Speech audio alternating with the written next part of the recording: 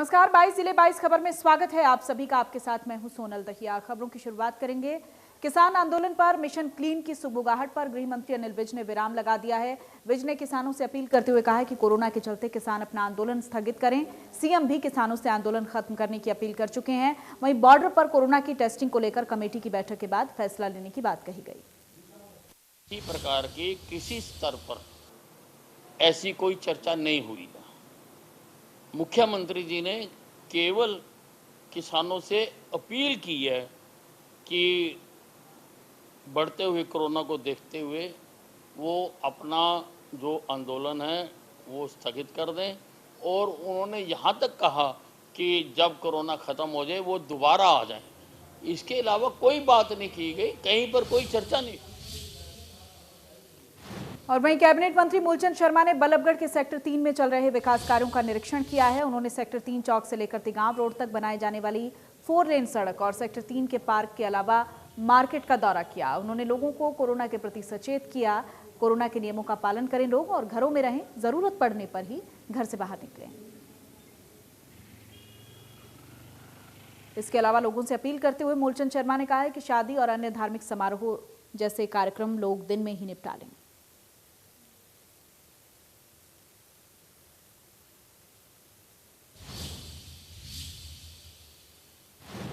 और वहीं सिरसा जिले में कोरोना के 200 से ज्यादा केस सामने आए, जिसके बाद जिले में एक्टिव केस की संख्या 900 से ज्यादा हो चुकी है। सिरसा में कोरोना की स्थिति बेहद गंभीर होती जा रही है। आज भी कोरोना की वजह से एक की मौत हो गई और 202 नए मामले सामने आए हैं। अब तक जब से कोरोना काल शुरू हुआ तब से यह रिकॉर्ड एक दिन में आने वाला सबसे ज्यादा बड़ा आंकड़ा है।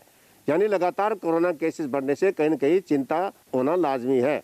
जहाँ तक मौत की बात करें तो आज एक 75 वर्षीय गांव सुल्तानपुरिया की महिला का जो एक निजी अस्पताल में जिसका उपचार चल रहा था उसके भी कोरोना की वजह से मौत होगी। हालांकि पहले से वो ब्रोंकाइटिस से पीड़ित थी। इसके साथ साथ जहाँ तक नए मामलों की बात करें तो अब 202 नए मामले आने के बाद एक्टिव संख्या 932 तक पहुँच चुकी है। जहाँ तक कुल अब तक के आंकड़ों की बात करें तो यह अगर यूं ही बढ़ते रहे तो जल्दी ही 10,000 आंकड़े को पार कर जाएगा। अब तक 9,747 मरीज सिरसा में आ चुके हैं। हालांकि आज रात की बात है कि डिस्चार्ज होने के बाद डिस्चार्ज वाला मामला आंकड़ा भी 8,700 तक पहुंच चुका है। लेकिन जिस प्रकार से कोरोना केसेस रोज नहीं आ रहे, यह कहीं न कहीं लोगों की लापरवाही का नतीजा है। सिरसा से समर सिंह जानी, इंडिया न्यूज हरियाणा। और वहीं कैथल में कोरोना के 93 नए केस सामने आए। 94 मरीज ठीक होकर अपने घर लौटे हैं और अब जिले में 600 से ज्यादा एक्टिव केस। हरियाणा में लगातार कोरोना अपने पैर पसार रहा है। आज कैथल की बात करें तो कैथल के अंदर आज 93 कोरोना पॉजिटिव मामले सामने आए हैं और टोटल एक्टिव केसों की संख्या की बात करें तो कैथल के अंदर 608 की संख्या एक्टिव केसों की पहुंच चुकी है। हमारे साथ मौजूद है हमारे कैथल के सीएम ओम प्रकाश। तो हम इनसे बातचीत करेंगे कोरोना की अपडेट को लेकर कि क्या कुछ कोरोना की अपडेट है और क्या कुछ स्वास्थ्य विभाग द्वारा तैयारियाँ की गई है। सर, क्या कुछ तैयारियां की गई है? जैसे लगातार बातचीत करें तो कोरोना के लगातार मामले बढ़ रहे हैं। कल की बात करें तो कल कैथल के अंदर 209 कोरोना पॉजिटिव मामले आए थे। तो ऐसे संक्रमण लगातार बढ़ रहे हैं तो कैसे रोक पाएंगे आप लोग? पिछले कुछ 15-20 दिन से हर रोज़ केसेस हमारे बढ़ रहे हैं। शुरू में जो हमारे केसेस 3, 4 या 5 तक भी आते थे पॉजिटिव, लेकिन इन 15 से 20 दिनों में हमारे 50, 60 और कल की जो संख्या थी 209 तक पहुँच गई थी। तो इसके लिए हमारे जो बेड कैपेसिटी हम वो बढ़ा रहे हैं। जैसे हम सिविल हॉस्पिटल में हमारे बेड कम हो गए थे, जनरल पेशेंट्स के लिए हमने वो रख दिए थे।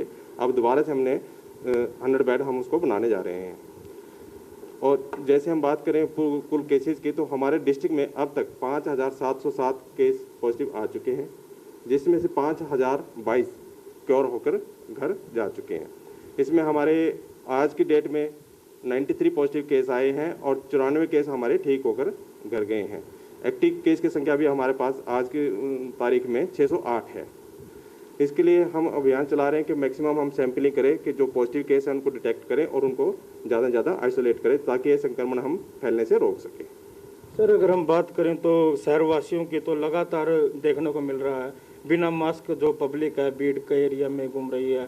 सोशल डिस्टेंस कैथल में बिल्कुल भी दिखाई नहीं दे रहा है। और बात करें बेखौफ बिना मास्क सब्जी मंडी की बात करें, शहर की बात करें, बस स्टैंड की बात करें, बाजार की बात करें, तो क्या अपील करना चाहेंगे आप?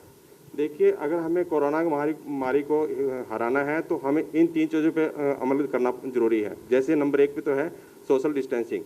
भीड़ भाड़ जहाँ पर भी हो हम उस एरिया में जाने से बचें, अपने घर पर ही रहें, बहुत ज़रूरी हो तभी हम घर से बाहर निकलें। दूसरा ये कि अगर बाहर निकलें और वहीं नाइट कर्फ्यू को लेकर यमुनानगर के डीसी और एसपी शहर के हालात देखने के लिए सड़कों पर निकले हैं और इस दौरान जो दुकानों रेस्टोरेंट खुले मिले उन पर कार्रवाई भी की गई। हरियाणा सरकार द्वारा रात 10 बजे से सुबह 5 बजे तक का कर्फ्यू लगाया गया है। इसको लेकर यमुनानगर प्रशासन एक्शन मोड में है। रात भी एसपी यमुनानगर कमलदीप गोयल व उपायुक्त मुकुल कुमार रात कर्फ्यू के दौरे पर निकले। उन्होंने 9:30 बजे अपना दौरा शुरू किया। 9:30 से 10 बजे तक तो वो लोगों को समझाते रहे, मिलते रहे और कहते रहे कि आप 10 बजे से पहले भले अपनी दुकानें बंद कर चले जाएं। 10 का मतलब 10 है। यदि कोई 10 बजे के बाद मिलेगा तो उसके खिलाफ कानूनी कार्रवाई की जाएगी। हुआ भी ऐसे ही, जैसे ही 10 बजे कर 1 मिनट से प्रशासन हरकत में आ गया। जो भी आदमी था, कोई भी यदि रोड पर मिला, चाहे किसी की दुकान खुली थी, छोटा चाहे दुकानदार था, चाहे बड़ा रेस्टोरेंट वाला था, उसको पकड़कर गिरफ्तार किया गया और सिटी यमुनानगर हवालात तक पहुंचा दिया गया। इसके अलावा उन्होंने पूरे शहर का दौरा किया और उन्होंने मुख्य चौकों पर, बाज़ारों पर एक मैसेज भी दिया ताकि जो लोग हैं अपने घर रहें, सुरक्षित रहें। और उन्होंने यही कहा है कि यदि बड़ा ज़रूरी काम है तभी घर से बाहर निकलें, दिन में भी आप एहतियात बरतें। यमुनानगर से देवदास शारदा, इंडिया न्यूज़ हरियाणा।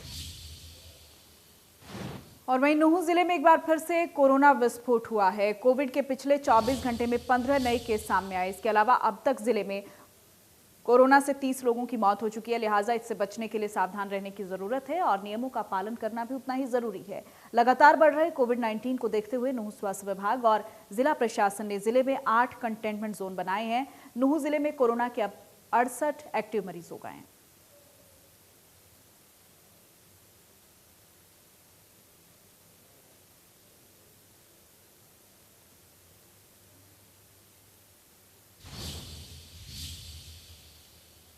और वहीं गुरुग्राम में नाइट कर्फ्यू लगने के बाद जिला प्रशासन की तरफ से साफ कर दिया गया है कि उद्योग जैसे चल रहे हैं वैसे ही चलते रहेंगे। जो लोग नाइट शिफ्ट में हैं वो अपना आई कार्ड दिखाकर आसानी से अपने घर जा सकते हैं। आई कार्ड तक मान्य रहेगा जब तक कि ई पास की सुविधा उपलब्ध नहीं होती है। हालांकि सरल पोर्टल पर जल्द ही ये सुविधा शुरू हो जाएगी। गुरुग्राम चूंकि हरियाणा का सबसे बड़ा औद्योगिक क्षेत्र है और यही कारण है कि गुरुग्राम से हरियाणा सरकार के खजाने में सबसे ज्यादा रेवेन्यू भी जाता है। लेकिन 2020 में ऐसे हालात आ गए कि पूरे देश में संपूर्ण लॉकडाउन करना पड़ा था। लेकिन सरकार ने साफ कर दिया है कि फिलहाल हरियाणा में लॉकडाउन नहीं लगेगा और कोशिश यही है कि उद्योग पर किसी भी तरह की पाबंदी न लगाई जाए।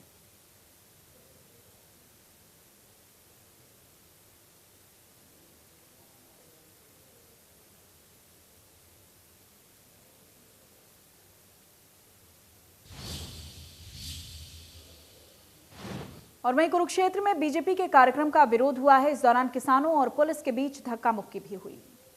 क्षेत्र में आज भाजपा प्रदेशाध्यक्ष ओपी धनखड़ प्रशिक्षण शिविर में पहुंचे तो वहां उन्हें किसानों के विरोध का सामना करना पड़ा।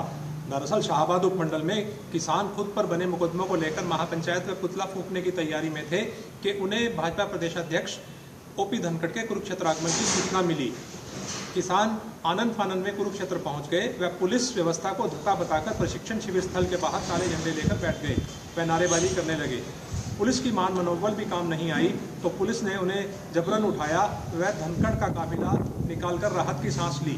सूत्र बताते हैं कि इससे पहले भी शाहबाद में सांसद नायब सिंह के काफिले पर हमला हुआ था, तब भी व्यवस्था धरी की धरी रह गई थी।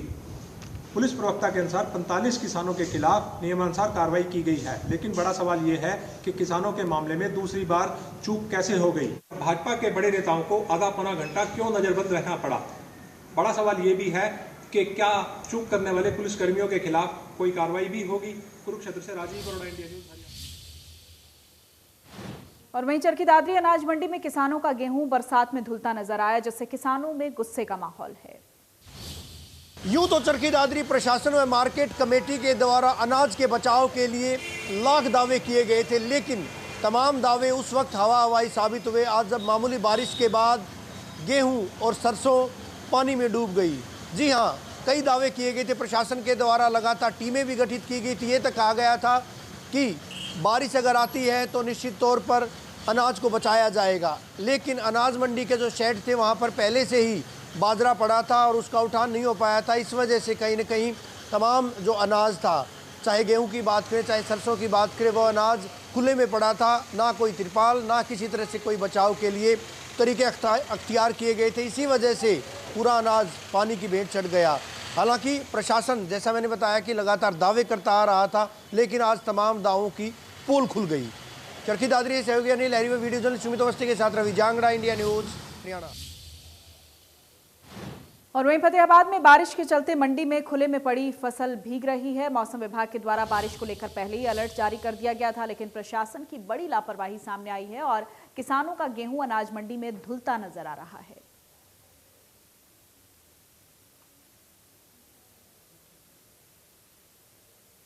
फतेहाबाद की मंडी की तस्वीरें हैं, आप देख सकते हैं किस तरह की व्यवस्थाएं वहां पर की गई हैं।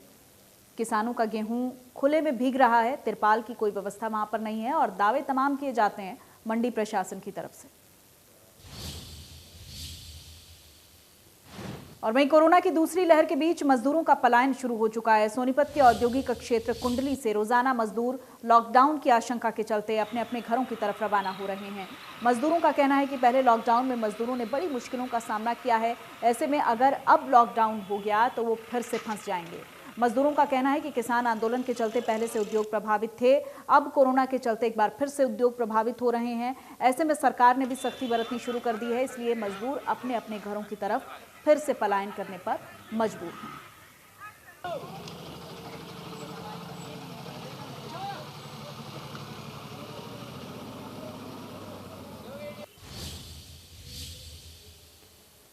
और वहीं पलवल में कोविड वैक्सीन को देखकर लोगों में उत्साह है, लोग वैक्सीनेशन के लिए आगे आ रहे हैं। जिले में अब तक 1 लाख लोगों को वैक्सीन लगवाई जा चुकी है। जिला टीकाकरण अधिकारी ने बताया कि वैक्सीनेशन अभियान को गति देने के लिए स्वास्थ्य विभाग की टीमें बनाई गई हैं। सीएचसी, पीएचसी और स्वास्थ्य उपकेंद्रों पर जाकर वैक्सीन लगवाएं।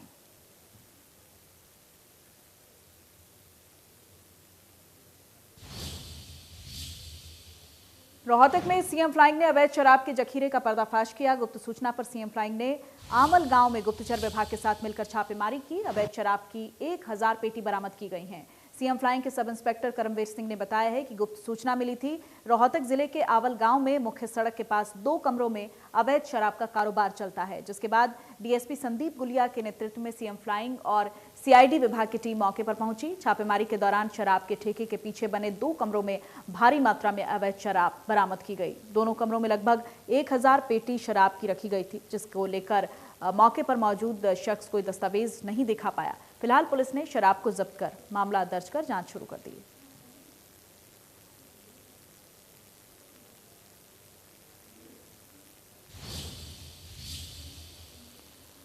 और महंत शंकर गिरी अस्पताल के तत्वाधान में निशुल्क चिकित्सा जांच शिविर आयोजित किया गया है। 1000 से ज्यादा मरीजों की जांच की गई।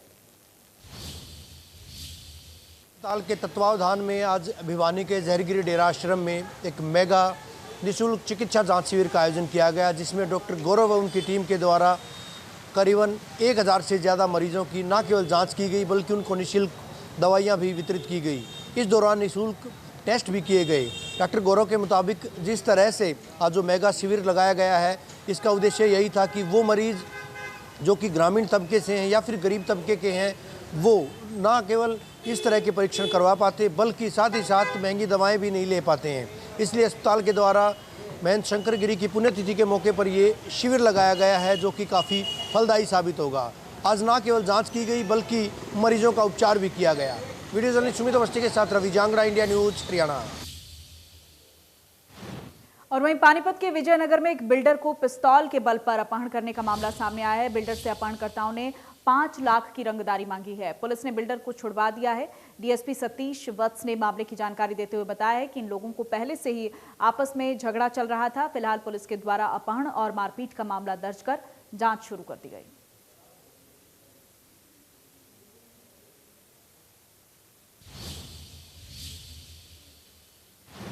और इसी के साथ बुलेटिन में फिलहाल इतना ही। नमस्कार।